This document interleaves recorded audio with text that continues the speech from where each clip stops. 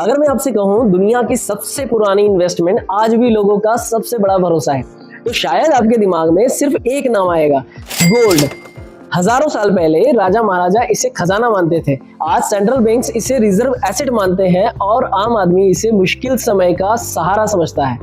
लेकिन क्या गोल्ड सच में सबसे सुरक्षित इन्वेस्टमेंट है? क्या आज भी इसमें पैसा लगाना चाहिए? अगर हाँ, तो jewellery, gold coin, gold ETF, sovereign gold bond या एमसीएक्स सबसे बेहतर विकल्प कौन सा है? आज इस वीडियो में गोल्ड की पूरी कहानी समझेंगे, इतिहास से लेकर भविष्य तक। आज अगर आपके हाथ में 500 का नोट है, तो क्या आपने कभी सोचा है कि इसकी वैल्यू आखिर आती कहां से है? क्या यह सिर्फ एक कागज का टुकड़ा है या इसके पीछे कोई असली संपत्ति होती है? आज तो हम सरकार और आरबीआई पर भरोसा करके करेंसी का इस्तेमाल करते हैं, लेकिन हमेशा ऐसा नहीं था। सैकड़ों साल पहले जब देशों के बीच व्यापार बढ़ रहा था, तब एक बड़ी समस्या थी। हर देश की अपनी अलग करेंसी थी। किसी के पास सोने के सिक्के थे, किसी के पास चांदी के। ऐसे में तय करना मुश्किल था कि किस करेंसी की कितनी वैल्यू है। तब दुनिया ने एक ऐसा सिस्टम अपनाया जिसने लगभग 100 साल तक वैश्विक अर्थव्यवस्था की नींव संभाली। उसका नाम था गोल्ड स्टैंडर्ड। गोल्ड स्टैंडर्ड का मतलब बहुत आसान भाषा में समझिए। मान लीजिए किसी देश के पास 100 टन गोल्ड रखा है, तो वह देश अपनी करेंसी भी उसी गोल्ड के हिसाब से जारी करेगा। यानी अगर सरकार कहती थी कि $1 = 1.5 ग्राम गोल्ड, तो आपके पास मौजूद डॉलर को आप बैंक में जाकर उतनी मात्रा के गोल्ड में बदल सकते थे। मतलब करेंसी सिर्फ एक कागज नहीं थी, उसके पीछे वास्तविक गोल्ड रिजर्व मौजूद होता था। यही वजह थी कि लोग करेंसी पर भरोसा करते थे। गोल्ड स्टैंडर्ड की वजह से सरकारें मनचाहे नोट नहीं छाप सकती थी, इन्फ्लेशन सीमित रहता था, इंटरनेशनल ट्रेड आसान होता था, करेंसी की वैल्यू अपेक्षाकृत स्टेबल रहती थी। लेकिन इस सिस्टम की सबसे बड़ी कमजोरी भी यही थी। अगर किसी देश की इकोनॉमी तेजी से बढ़ रही है लेकिन उसके पास गोल्ड रिजर्व नहीं बढ़ रहा, तो वह ज्यादा करेंसी नहीं छाप सकता। इससे बिजनेस एम्प्लॉयमेंट और इकोनॉमिक ग्रोथ पर असर पड़ने लगा। पहले वर्ल्ड वॉर, फिर ग्रेट डिप्रेशन और फिर सेकेंड वर्ल्ड वॉर, इन घटनाओं ने कई देशों की इकोनॉमी हिला दी। सरकारों को युद्ध लड़ने और अर्थव्यवस्था संभालने के लिए बहुत ज्यादा पैसा चाहिए था, लेकिन गोल्ड स्टैंडर्ड उन्हें उतनी करेंसी छापने की अनुमति नहीं देता था। युद्ध के बाद 1944 में ब्रेटन वुड्स सिस्टम आया। इसमें दुनिया की कई करेंसीज को यूएस डॉलर से जोड़ा गया और यूएस डॉलर को गोल्ड से। यानी अब पूरी दुनिया अप्रत्यक्ष रूप से गोल्ड से जुड़ी हुई थी। फिर 1971, अमेरिका के पास जितना गोल्ड था उससे कहीं ज्यादा डॉलर दुनिया में घूम रहे थे। दूसरे देश अपने डॉलर के बदले गोल्ड मांगने लगे। अगर ऐसा चलता रहता तो अमेरिका का गोल्ड रिजर्व तेजी से खत्म हो सकता था। तब अमेरिका के राष्ट्रपति रिचर्ड निक्सन ने एक ऐतिहासिक फैसला लिया। उन्होंने घोषणा की, अब यूएस डॉलर को गोल्ड में कन्वर्ट नहीं किया जाएगा। इस घटना को निक्सन शॉक कहा जाता है। यही से गोल्ड स्टैंडर्ड लगभग समाप्त हो गया। आज दुनिया की लगभग सभी बड़ी करेंसीज फिएट करेंसी है, यानी उनकी वैल्यू गोल्ड से नहीं बल्कि सरकार पर लोगों का भरोसा, सेंट्रल बैंक की पॉलिसी, इकोनॉमी की ताकत और डिमांड एंड सप्लाई पर निर्भर करती है। यही कारण है कि आज सरकारें जरूरत पड़ने पर ज्यादा करेंसी भी छाप सकती है। लेकिन गोल्ड स्टैंडर्ड खत्म होने के बाद एक और दिलचस्प चीज हुई है। गोल्ड अब करेंसी नहीं रहा बल्कि दुनिया का सबसे बड़ा इन्वेस्टमेंट एसेट बन गया है। तो आखिर पिछले 35 सालों में गोल्ड ने कितना रिटर्न दिया? अब सवाल आता है, अगर गोल्ड कोई कंपनी नहीं, डिविडेंड नहीं देता, इंटरेस्ट नहीं देता, कोई प्रोडक्ट नहीं बनाता, तो फिर इसकी कीमत बढ़ती कैसे है? यही गोल्ड की सबसे दिलचस्प बात है। गोल्ड की कीमत किसी सीईओ, क्वार्टरली रिजल्ट या प्रॉफिट पर नहीं चलती।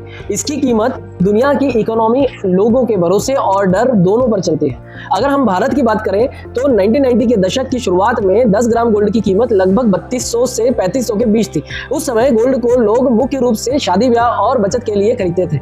बहुत कम लोगों ने इसे इन्वेस्टमेंट की तरह देखा। लेकिन फिर आया 2008 का ग्लोबल फाइनेंशियल क्राइसिस। दुनिया भर के बड़े बैंक्स डूबने लगे, स्टॉक मार्केट गिर गए, लोगों का भरोसा टूट गया। और जब दुनिया में डर बढ़ता है तो इन्वेस्टर्स अक्सर गोल्ड की तरफ भागते हैं, क्योंकि इसे सेफ हेवन एसेट माना जाता है। यही वजह थी कि अगले कुछ वर्षों में गोल्ड की कीमत तेजी से बढ़ी और 2010 तक यह लगभग 18,500 प्रति 10 ग्राम पहुंच गया। फिर 2011 के बाद कई लोगों को लगा कि गोल्ड हमेशा इसी तरह बढ़ता रहेगा, लेकिन ऐसा नहीं हुआ। अगले कई वर्षों तक गोल्ड लगभग एक ही दायरे में घूमता रहा। कई इन्वेस्टर्स को 5-6 साल तक बहुत कम रिटर्न मिला। इससे एक बात साफ हो गई कि गोल्ड भी हमेशा ऊपर नहीं जाता। फिर आया 2020। कोविड-19 पैंडेमिक ने पूरी दुनिया की इकोनॉमी को झकझोर दिया। लॉकडाउन, बिजनेस बंद, जॉब लॉस, अनिश्चितता के माहौल में फिर से इन्वेस्टर्स ने गोल्ड खरीदना शुरू किया। पहली बार भारत में गोल्ड की कीमत लगभग 50,000 प्रति 10 ग्राम तक पहुंच गई और इसके बाद inflation, Russia Ukraine war, central banks की भारी गोल्ड बाइंग और ग्लोबल अनसर्टेनिटी ने गोल्ड की डिमांड को और मजबूत किया। आज 2025-2026 में गोल्ड ने 1 लाख प्रति 10 ग्राम का स्तर भी पार कर लिया है। अगर कोई इन्वेस्टर 1990 में 1 लाख का गोल्ड खरीदकर आज तक रखता तो उसकी वैल्यू कई गुना बढ़ चुकी होती। लेकिन यहाँ एक बहुत बड़ी सीख छिपी है। गोल्ड ने रिटर्न दिया है, लेकिन यह रिटर्न सीधी रेखा में नहीं आया। बीच बीच में कई साल ऐसे भी आए जब गोल्ड बिल्कुल नहीं बढ़ा और कई बार इसकी कीमत 15 से 20% तक गिर भी गई। इसीलिए जो लोग कहते हैं कि गोल्ड कभी नुकसान नहीं देता, वे पूरी तस्वीर नहीं बता रहे। सच यह है कि गोल्ड का काम आपको रातों रात अमीर बनाना नहीं है। गोल्ड का असली काम है आपकी वेल्थ की वैल्यू को लंबे समय तक बचा कर रखना, खासकर तब जब दुनिया में संकट हो। और यहीं से सबसे बड़ा सवाल पैदा होता है, अगर गोल्ड इतना अच्छा है तो क्या अपनी पूरी सेविंग गोल्ड में लगा देनी चाहिए या पोर्टफोलियो में इसकी सिर्फ एक सीमित जगह होनी चाहिए। अब तक हमने गोल्ड का इतिहास समझा और यह भी देखा कि लंबे समय में गोल्ड ने शानदार रिटर्न दिया। लेकिन अब सबसे महत्वपूर्ण सवाल, क्या आज के समय में गोल्ड इन्वेस्टमेंट के लिए सही है? इस सवाल का जवाब हाँ भी है और नहीं भी। यह पूरी तरह इस बात पर निर्भर करता है कि आप गोल्ड से क्या उम्मीद रखते हैं। अगर आपको लगता है कि गोल्ड खरीदते ही अगले 2-3 साल में आपका पैसा दोगुना हो जाएगा तो शायद गोल्ड आपके लिए सही इन्वेस्टमेंट नहीं है। लेकिन अगर आपका उद्देश्य आपकी मेहनत की कमाई को इन्फ्लेशन, इकोनॉमिक क्राइसिस और ग्लोबल अनसर्टेनिटी से बचाना है तो गोल्ड आज भी दुनिया के सबसे भरोसेमंद एसेट्स में से एक माना जाता है। जरा सोचिए, जब स्टॉक मार्केट क्रैश होता है, कंपनीज का प्रॉफिट गिरता है या दुनिया में वॉर जैसी स्थिति बनती है, तब लोग किस एसेट की तरफ भागते हैं? अक्सर जवाब होता है गोल्ड। इसलिए गोल्ड को सेफ हेवन एसेट कहा जाता है। जब दुनिया में डर बढ़ता है तो गोल्ड की डिमांड भी बढ़ जाती है। लेकिन इसका मतलब यह बिल्कुल नहीं कि गोल्ड हमेशा बढ़ता ही रहेगा। गोल्ड की सबसे बड़ी कमी यह है कि यह कोई इनकम जनरेट नहीं करता। अगर आप किसी कंपनी का शेयर खरीदते हैं तो वह कंपनी प्रॉफिट कमाती है, बिजनेस बढ़ाती है, डिविडेंड दे सकती है और समय के साथ उसकी अर्निंग बढ़ सकती है। अगर आप प्रॉपर्टी खरीदते हैं तो उससे रेंट मिल सकता है, अगर फिक्स डिपॉजिट करते हैं तो इंटरेस्ट मिलता है। लेकिन गोल्ड ना डिविडेंड देता है, ना इंटरेस्ट, ना रेंट।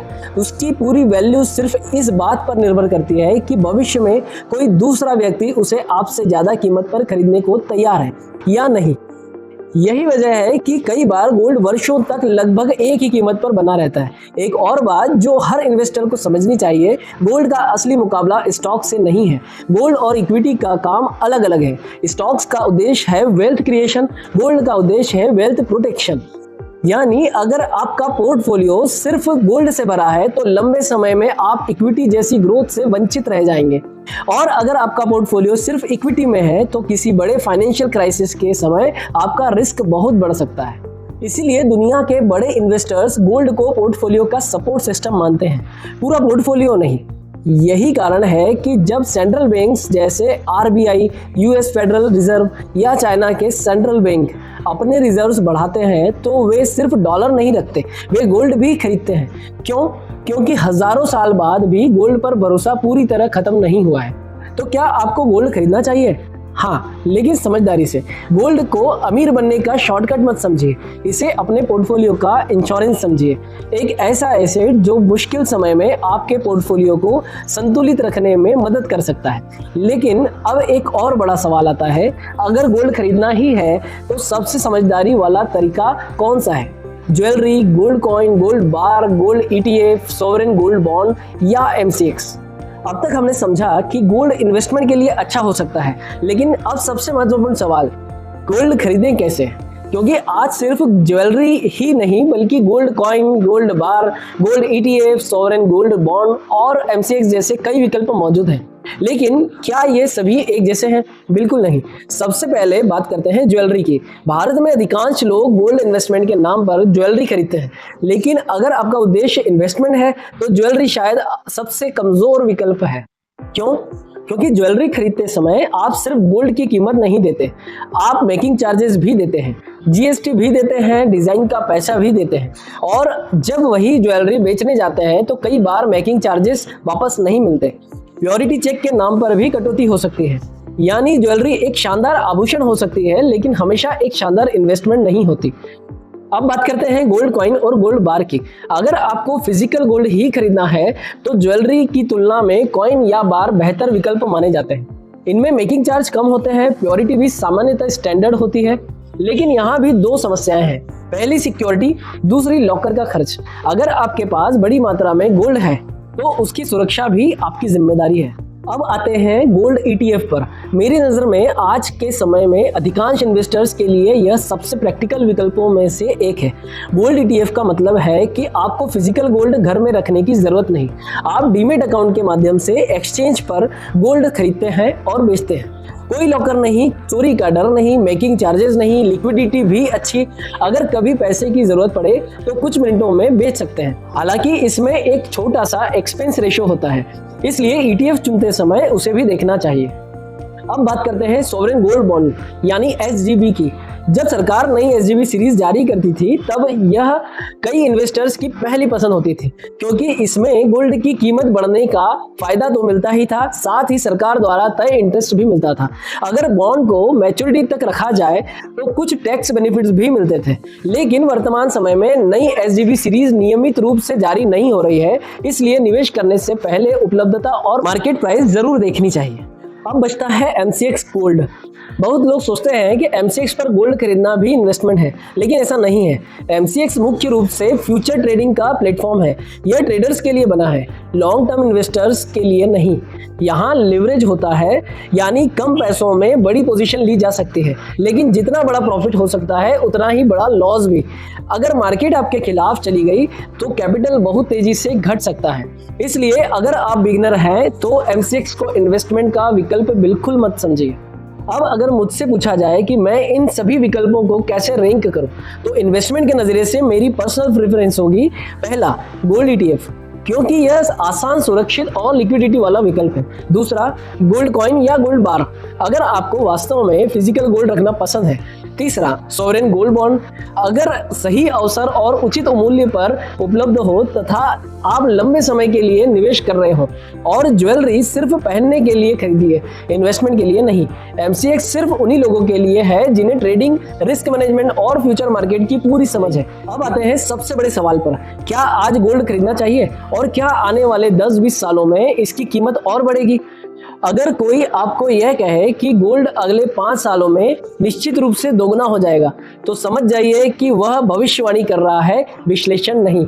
सच्चाई यह है कि दुनिया में कोई भी व्यक्ति गोल्ड की कीमत निश्चित रूप से नहीं बता सकता, लेकिन हाँ, हम उन कारणों को जरूर समझ सकते हैं जो गोल्ड की कीमत को ऊपर या नीचे ले जाते हैं।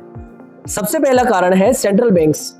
आज दुनिया के कई सेंट्रल बैंक्स जैसे RBI, चाइना और अन्य देशों के सेंट्रल बैंक्स लगातार गोल्ड खरीद रहे हैं, क्योंकि गोल्ड आज भी एक ऐसा रिजर्व एसेट है जिस पर किसी एक देश का नियंत्रण नहीं है। जब सेंट्रल बैंक्स गोल्ड खरीदते हैं तो डिमांड बढ़ती है और इसका असर कीमतों पर भी पड़ता है। दूसरा बड़ा कारण है इन्फ्लेशन।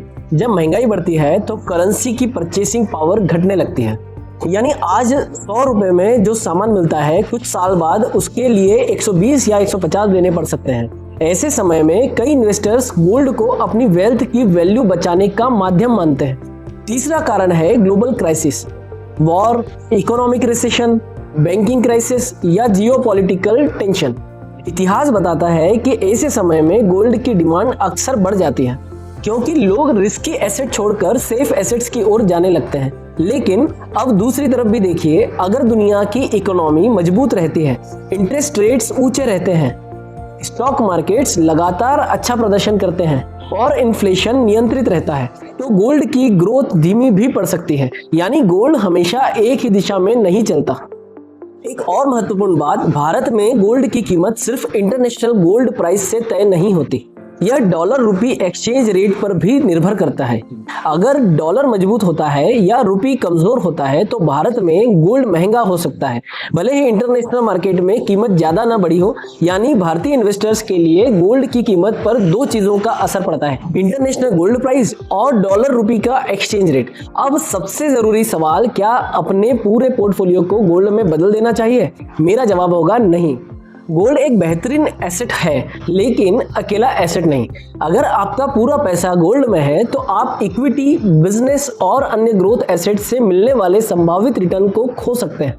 और अगर आपके पोर्टफोलियो में गोल्ड बिल्कुल नहीं है तो किसी बड़े ग्लोबल क्राइसिस के समय आपका पोर्टफोलियो अधिक उतार चढ़ाव देख सकता है। इसीलिए कई अनुभवी फाइनेंशियल प्लानर्स डाइवर्सिफिकेशन के लिए पोर्टफोलियो का एक हिस्सा गोल्ड में रखने की सलाह देते हैं, जबकि बाकी हिस्सा आपके गोल्स और रिस्क प्रोफाइल के अनुसार अन्य एसेट में हो सकता है। This video is created purely for educational purpose and should not be considered as a buy और sell recommendation. The final investment decision should always be based on your own analysis और the advice of a qualified financial professionals. I am Rishi Tare, financial consultant at CBIS. Stay informed, stay invested, and remember, your greatest asset is not gold, it's knowledge.